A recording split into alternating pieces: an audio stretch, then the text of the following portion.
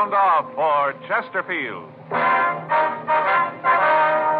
Chesterfield is best for you. First cigarette with premium quality in both regular and king size. Chesterfield brings you Dragnet.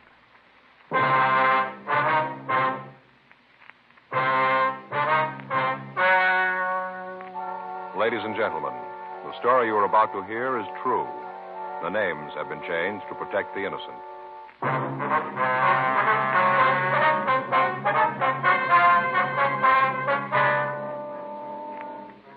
You're a detective sergeant. You're assigned to robbery detail. A hold-up man has been hitting large supermarkets in your city. He's fast and is experienced. Your job? Get him.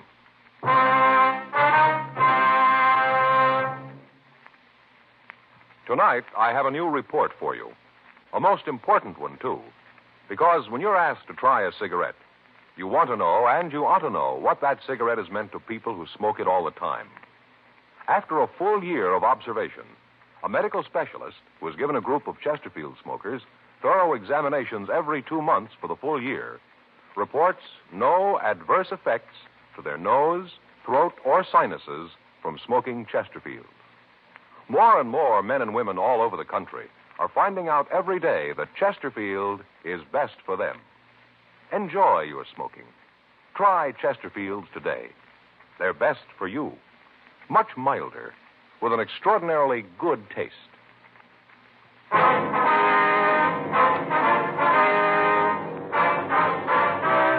Dragnet, the documented drama of an actual crime. For the next 30 minutes, in cooperation with the Los Angeles Police Department, you will travel step by step on the side of the law through an actual case transcribed from official police files. From beginning to end, from crime to punishment, Dragnet is the story of your police force in action. It was Monday, July 7th. It was warm in Los Angeles. We were working the day watch out of robbery detail. My partner's Frank Smith. The boss is Captain Didion. My name's Friday. We were on the way out from the office, and it was 10:22 a.m. when we got to the corner of 67th Street and Jefferson Boulevard, the Lamont Brothers Market. Oh, I guess I should have been scared. The officer said he wanted the money. I gave it to him. I wasn't going to mess with it. Mr. Haskins? Yes, I'm Haskins. Who are you? Police officer, sir. My name's Friday. This is my partner, Frank Smith.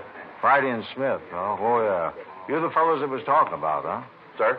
Well, the other ones, the cops in the car. They said there'd be a couple of detectives here. Have you seen the other cops yet? Yes, sir. We talked to them. They've already put out a call. What if we get some information from you? Sure. You want to come back here to the office? Yes, sir. Back this way. We can talk there.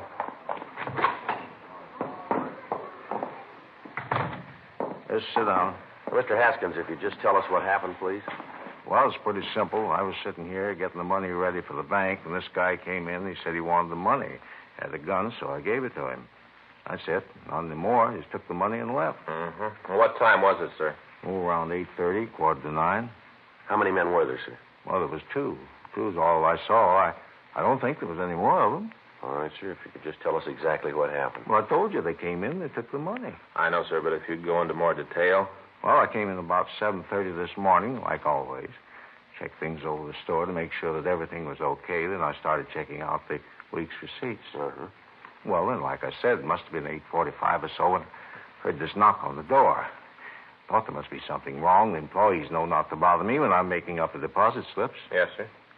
That's when I knew that something was wrong. Right away, I said to myself, Larry, there's something up. Something isn't good. Yes, sir. Well, it was right. Went over to the door and unlocked it. There he was, this big fellow. Stood there with a gun. The way his eyes lit up when he saw all that money laying on the desk. You got any idea of how much money was taken, sir? Well, it was about $6,000 cash. I guess another $1,500 in checks, more or less. Uh-huh. I wonder if you'd give us a description of this man, could you? Well, like I said, he was a big one, real mountain of a man, well over 6 feet. Had this gun, you know. Uh-huh.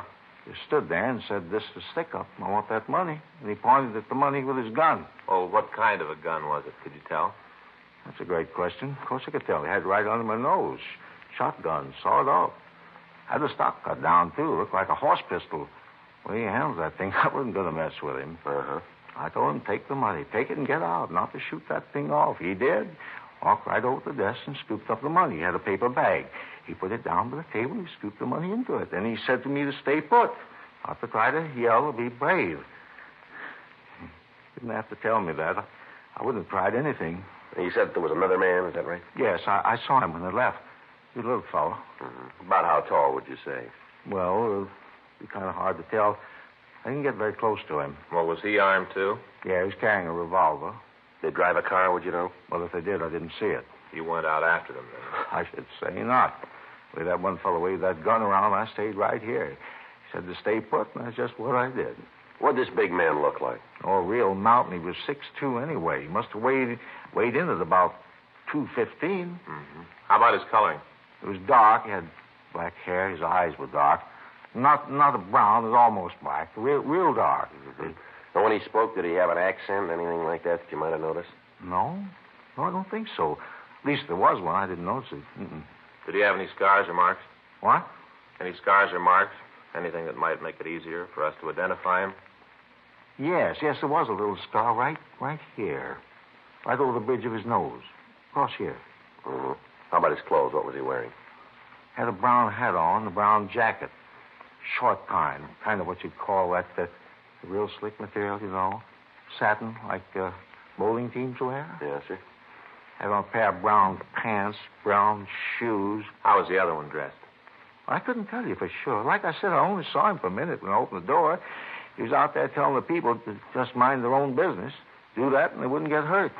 I didn't get a good look at him, but that big one, he was a real mountain. Do you usually have this much money around in the store? No, not usually. See, this was a long weekend. You know, the 4th was Friday, and whenever we have a long weekend, we usually have $10,000 or $12,000 in cash here. That's where the guys really goofed. Sir? Really missed the boat. You know, if they'd known what they were doing, they'd have gotten a lot more. Well, how's that, sir? The safe out in front. Another $7,000 out there. Guys missed it completely. Yes, sir. Yeah, sure hope they don't come back for it.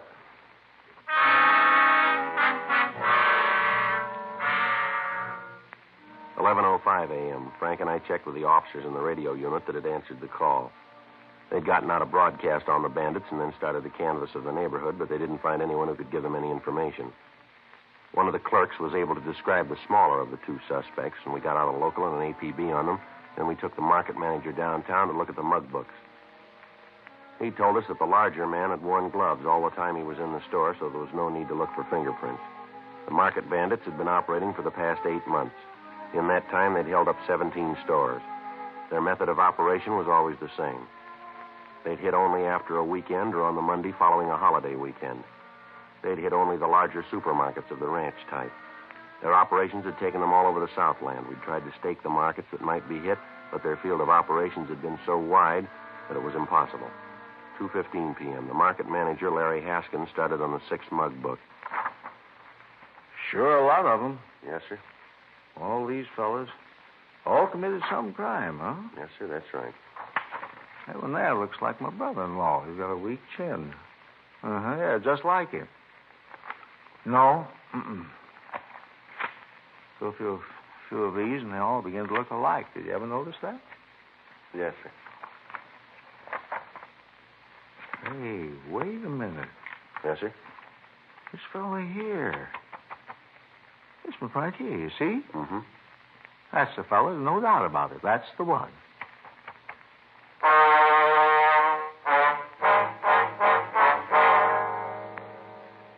The market manager had identified Bernard R. Hanson as one of the holdup men.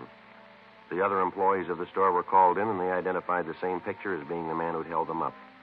We checked on his record and found that he'd been convicted for armed robbery and had been sentenced to the state penitentiary. He'd also served 6.5 years and had been released. We got the last known address of the suspect. Frank and I checked it out and found that Hanson had moved some months before, but had left a phone number where he might be contacted. 6:30 p.m. Frank put in the call. Yes, sir. That's right, sir. You sure about that, are you? I see. Well, if there's anything more you can think of, I'd appreciate a call. That's right, Michigan 5211. Extension 2511. Smith, that's right. Or if I'm not in, ask for Joe Friday. No, sir, Friday, like the day in the week. That's right. All right, thank you very much, Doctor. Goodbye. Anything? Yeah, I talked to Dr. Corby. The place is a rest home. Hanson's there as a patient. Been there for the past 4 months. Yeah. Doctor says he's bedridden.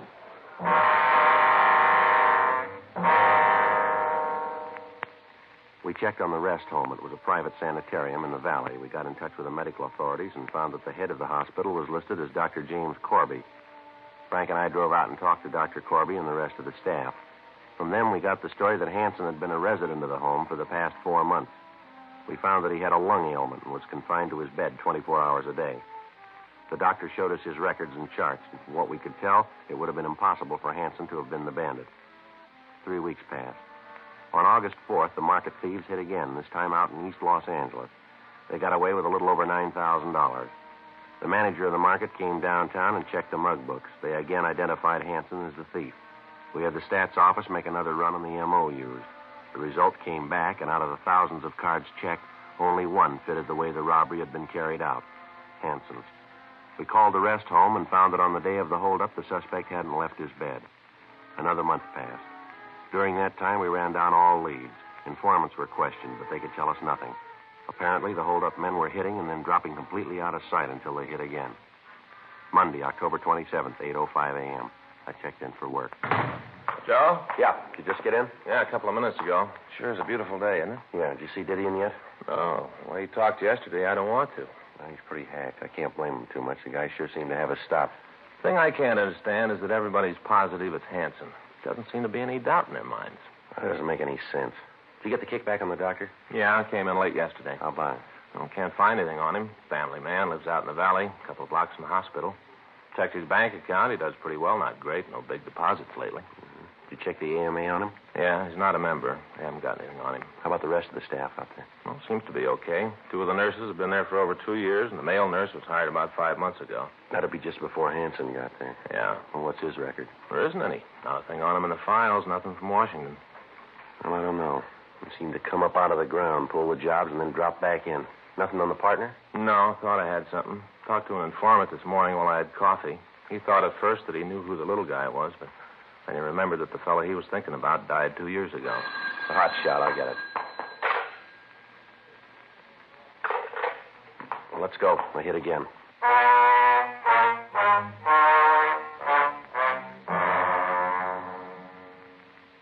At 8:01 a.m. that morning, a pair of hold-up men had walked into a market out on Adams Boulevard and robbed the place of a little under $11,000. The manager gave us a description of the hold-up men. One was large, dark, and had a small scar over the bridge of his nose. The other was small, sandy-haired, and had no visible marks or scars.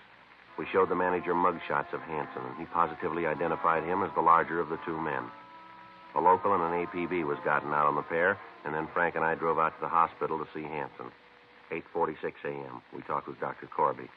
I know you men are trying to do your duty, but I've told you before it couldn't possibly be Mr. Hanson. I know for a fact that he hasn't been out of his bed this morning. Was it possible for him to get out of his room without you knowing it? No. Wonder if we could see him, Doctor. No, I don't think that'd be possible. He's still asleep, and I can't have him disturbed. Now, you're sure, though, that he couldn't have left the hospital without you knowing it? Absolutely, no chance of it. What time does Hanson generally wake up, Doctor? Depends. Usually, though, I'd say he's awake by 9:30 or so. Wonder if we could wait and talk to him. If you like. I'll tell one of the nurses to call you when he's awake. All right, sir, that'd be fine. One thing, though, I must insist on. What's that, Doctor? He mustn't be excited. I don't think you gentlemen really know how ill Mr. Hanson is. If you had any idea, you wouldn't be out here with this ridiculous questioning. Yes, sir, we understand. We're just trying to get this thing straightened out as soon as we can. Fine. I'll go along with you part of the way, but I'll not have my patient disturbed. Any excitement would be very bad for him. Well, don't worry, Doctor. We'll be as brief as possible. Fine. If you'll excuse me now, I've got some things to do. I'll tell the nurse to call you when he wakes up. And remember, no excitement. What do you figure, Joe? Well, it's got me. The way he talks, every one of those witnesses are wrong. Yeah, it's happened before. Get a positive identification and end up with the wrong guy. Yeah, but all of them are so positive, it just doesn't make any sense. Yeah. You're the police officer? Yeah, that's right. Why? I'm Bob Jameson. I work here. Oh, yeah, you're the male nurse, that right? Yeah. You're out here about Barney Hanson, aren't you? We want to see him, yeah. What can we do for you? It's about Barney. What about him? I don't think things are the way they look. What do you mean by that? I wouldn't want the doctor to know I've been talking to you. He'd raise the roof, probably fire me. Well, what's it about, Jameson? Like I said, it's about Barney. Yeah. Well, when I came here, they told me that Barney was pretty sick. Said they didn't expect him to live. Yeah. One day the buzzer rang in his room. You know he wanted something? Mm-hmm. Well, the doctor was on the phone. The other nurses were busy. So I started down the hall to see what Barney wanted. Got to the door of the room, and the doctor stopped me. Uh-huh. Really read me off. Said that I wasn't to go into the room at all. That he was taking care of Barney personally, that he'd see what he wanted. Yeah? No, that was just the first time. Same thing's happened a couple more times. And he told us about you. Told us what to say if you asked any questions. Well, what did he tell you? Said that we wasn't to tell you anything. That we didn't know anything. Well, why didn't you tell us all this before? Well, you see, this isn't a regular hospital. I don't think that he's even a regular doctor. I've worked around hospitals for a long time, and I never saw no doctor act like he does. He doesn't even know how to write out a diet, feed some of the people here all the wrong things. That right? Yeah, and I'll tell you something else, too. What's that? I don't think there's anything wrong with Barney. I think the whole reason for him being here is phone. Bob? Oh, yes, Doctor. What are you doing here? Came to see if these gentlemen needed anything. Oh. Mm-hmm. Well, I'll take care of it now. Will you check on Mr. Hardy, please? See if he's awake yet. Yeah, sure. Just a minute. What? I'd like you to stay here for a minute. I'm afraid we're going to have to see Mr. Hanson right now, Doctor. I'm afraid that's impossible. I told you before, I'm not going to have him disturbed. I'm afraid we're going to have to disturb him. Won't take very long. Jameson, where's his room? Oh, I'll show you. It's down this way. I'm going to speak to your superiors about this, coming into a hospital and disturbing patients. I'm sure the fact that you're officers doesn't give you the right to do this. This is his room. You want to open the door?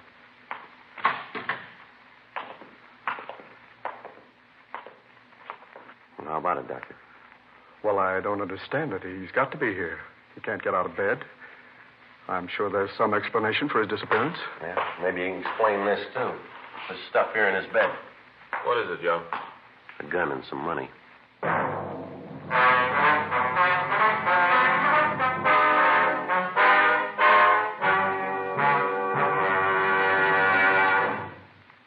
You are listening to Dragnet, the authentic story of your police force in action. Chesterfield regular, Chesterfield king size.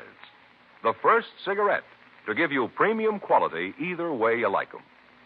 This means that king size Chesterfield contains tobaccos of better quality and higher price than any other king size cigarette. Chesterfield is first to name all its ingredients that make the best possible smoke. And Chesterfield gives you this full year's scientific report. No adverse effects to the nose and throat of a group smoking only Chesterfields. So enjoy your smoking. Change to Chesterfield today. Much milder, with an extraordinarily good taste.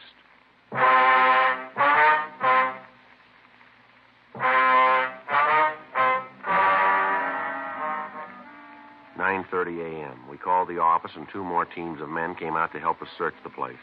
Hanson was not on the grounds of the hospital. In his room, we found several floor plan drawings of markets that had been robbed. The drawings showed the location of the manager's office and of the safe. Along with the drawings, we found several maps with roads marked on them leading back to the hospital. A stakeout was placed on the rest home in the event that the suspect returned, and Frank and I drove the doctor back downtown. We talked to him for an hour before he finally told us the story. He said that Hanson had come to him and offered him money to say that he was ill and to give him a room. The doctor went on to say that after he got started, he tried to get out of the deal, but that Hanson said he'd get his family if the doctor said anything about his activities to the police. Dr. Corby gave us the name of Hanson's accomplice, Marty Peterson. He said that he didn't know where Peterson lived, but that he usually came out a couple of times a week to see Hanson. We notified the stakeout to be on the lookout for Peterson, and then we booked Dr. Corby at the main jail. We ran the name Marty Peterson through R&I, but we got no make. We sent the name to George Brereton up at CII in Sacramento, and also to Washington. The kickback gave Peterson a record of 2 arrests of robbery and 1 for ADW in the East. It also gave the name of a sister who lived in Los Angeles. We checked with her, and she was able to tell us where Peterson lived. Thursday, October 30th. Frank and I drove out to his apartment.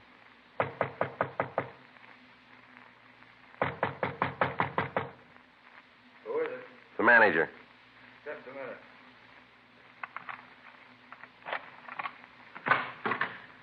Yeah, what is it? You Marty Peterson? Yeah, what do you want? Police officers, you're under arrest. Come on. Get out of here, you lousy fuck. All right, come on, get up. You got no right to come in here and bother me. What's all this about? Want to shake him? Yeah, come on, get your hands up on that wall. He's carrying a gun, Joe. Here. I got it. What are you guys trying to prove? I didn't do nothing. You guys lean on everybody like this. Fella's got a record, and right away he's fair game for every crummy cop in the country. Yeah, you bet. Come on, let's go. Well, you still haven't told me what this is all about. What are you putting the pinch on me for? Robbery. Robbery? You're off your rocker. I'm out here on a vacation. I haven't done anything. You're an ex-con with a gun. That's a felony. And where's Barney Hanson? Who? Barney Hanson. Where is he? I don't know no Barney Hanson. Don't know what you're talking about. All right, let's come off it, Peterson. Now, where is he? Barney Hanson? Well, I might know who you're talking about.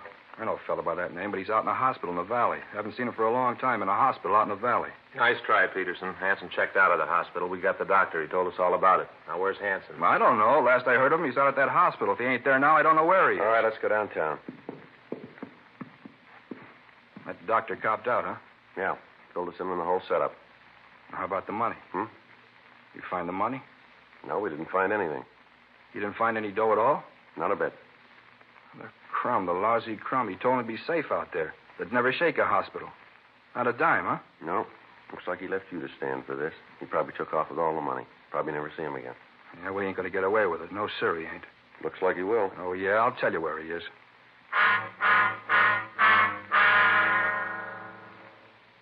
We took Marty Hanson down to the city hall, and he was booked at the main jail. Before he was booked, he gave us the name and address of Hanson's girlfriend. Frank and I drove over and talked to her. She told us that she hadn't seen the suspect for several weeks. She said that she'd heard that Hanson had been running around with another girl. She also told us that she'd heard Hanson had bought a new car and was running around with a new bunch of friends. She said that she hadn't seen him since he got the new car, but that she'd heard it was a new Oldsmobile, and it was painted a fire engine red. We called the office and arranged for a stakeout on her apartment, and then we began to check out the Oldsmobile dealers in the Los Angeles area. 2 teams of men were assigned to help us in running down the list. It took us 2 days to talk to the dealers in town. Each of the dealers was shown a mugshot of Hanson. 2 days went by. Finally, we got an identification. A dealer out on Franklin in Hollywood reported that he'd sold a car to Hanson. However, when we checked the address he gave us, we found that Hanson had moved a week before and left no forwarding address. We got in touch with the Department of Motor Vehicles, and from them we got the address where they'd sent the pink slip. It was an apartment house out on Highland Avenue. Frank and I went out to check it out. Yes? Bernard Hanson in? No, he isn't. Something you wanted? You expecting him? I don't know. I haven't seen him this morning. I just got here myself. What if we could talk to you? Who are you? Police officers. My name's Friday. This is my partner, Frank Smith. How do you do? I'm Lily Edwards. Come on in. Thank you. Thank you, ma'am. Get you anything? Cup of coffee? Anything? No, thanks. When'd you last see Hanson? Last night. We got a date at 2:30 this afternoon. What time is it now? Well, it's 2:37, ma'am. Late. He'll be along in a minute. What do you want to see him about? Done something? Better if we could talk to him. Personal, huh? Yes, ma'am. He's a wild one, old Barney. Him and that red car. Real wild. Ma'am? That car he drives. You know, it's the red Olds. He's like a kid with it, always wiping it off, taking care of it. I think he'd bring it up here at night if he could. Never seen anything like it. Mm-hmm. How long you known Hanson, Miss Edwards? Not long. A couple of weeks, I guess. Not much more than that. Where'd you meet him? Well, I hope you won't get the wrong idea, but... Ma'am? Well, I live down on Vine Street, below Fountain, you know? Yeah. Well, I usually have morning coffee at the drugstore. The big one on Vine. Yeah. Well, one morning Barney comes in. I guess it's about 9, somewhere around there. He plunks down on a stool next to mine. Then he takes out a package of cigarettes and starts to light one. He's shaking so much he can hardly hold the match up to the cigarette. Well, I got to laughing because I thought he was hung over. Anyways, we got to talking, and the next thing I knew, he asked me out to lunch. Uh-huh. Well, I knew it wasn't proper, but I figured, well, he seemed like a nice guy, so I told him that I'd meet him. We had lunch that day, and we sort of been going together since. I see. Hanson ever told you what he did for a living? No. I asked him a couple of times, but he wouldn't say anything right to the point. He'd, kind of hedge around the bush. So I figured that he didn't want to tell me, and I stopped asking. He was always nice to me. No need for me to pry into his personal affairs. What time you got now? It's 2:40, ma'am. Can't understand it. He's usually so prompt. I hope nothing happened to him. He said sure to meet him at 2:30. Or was it 3:30? I don't remember too well. Never sure about times or dates, things like that, you know. Yes, ma'am. You ever met a man named Peterson, Marty Peterson? Marty Peterson? Yeah, I've met him, little guy. Yes, ma'am. Yeah, he's a friend of Barney's. They're in some sort of business together. I don't know just what it is, but I know that they're associated in some way. Hanson's never said anything about this business to you, has he? No. Like I said, he's very close-mouthed about what he does. You ever mention a Dr. Corby to you? Corby? No, I don't think I've ever heard that name before. Would you know how long Hanson's lived here? No, I think he moved in just before I met him. I don't think he's been here very long. Say, what are all these questions about? I hope I haven't said anything to get Barney in trouble. He's such a nice guy. I sure wouldn't want to do that. No, ma'am. You haven't done that. Hi, Lily. Who are you? What are you doing here? Police officers, you're under arrest, Hanson. For what? Suspicion of robbery. I'll shake him, Joe.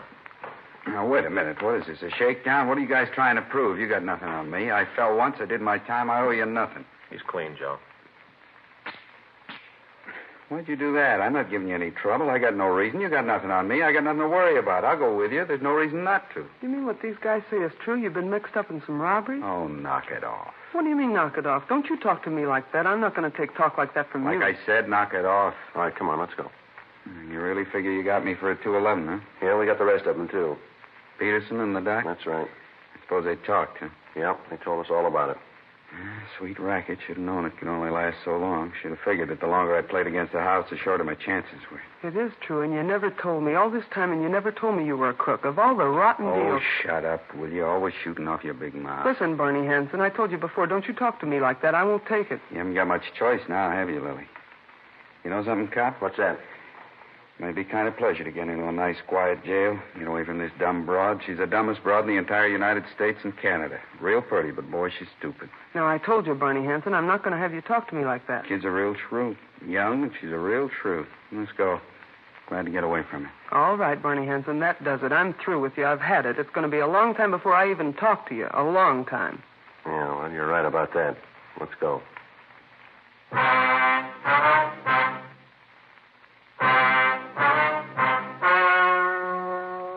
The story you have just heard was true. The names were changed to protect the innocent. On February 4th, trial was held in Department 89, Superior Court of the State of California, in and for the County of Los Angeles. In a moment, the results of that trial. Now, here is our star, Jack Webb. Thank you, George Fenneman. Earlier tonight, George Fenneman gave you what I consider pretty strong evidence that Chesterfield is the cigarette you ought to be smoking. That's why I'd like you to try a pack of Chesterfields. I think you'll find they give you everything you want. A real good taste and Chesterfield mildness.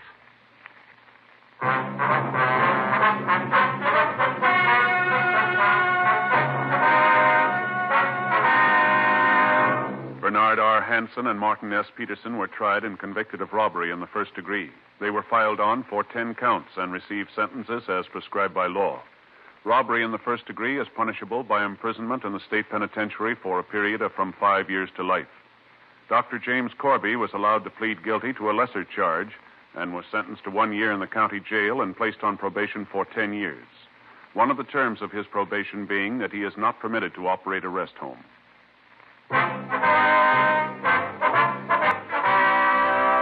You have just heard Dragnet, a series of authentic cases from official files. Technical advice comes from the Office of Chief of Police W.H. Parker, Los Angeles Police Department. Technical advisors, Captain Jack Donahoe, Sergeant Marty Wynn, Sergeant Vance Brasher. Heard tonight were Ben Alexander, Vic Rodman, Herb Ellis. Script by John Robinson. Music by Walter Schumann. Hal Gibney speaking. For a million laughs, tune in Chesterfield's Martin and Lewis show, Tuesday on this same NBC station. And sound off for Chesterfields, either regular or king size. You'll find premium quality Chesterfields much milder. Chesterfield is best for you. Chesterfield has brought you Dragnet, transcribed from Los Angeles. Ladies and gentlemen, in the fight against an old enemy, polio, medical research has armed us with a powerful new weapon, gamma globulin. Used soon enough, it can prevent the paralyzing effects of polio. But first, you must furnish the raw material, blood. Doctors urgently need your donation of blood to make gamma globulin. So call the Red Cross. Please don't put it off. It's too important. Call the Red Cross tomorrow and make an appointment to give blood.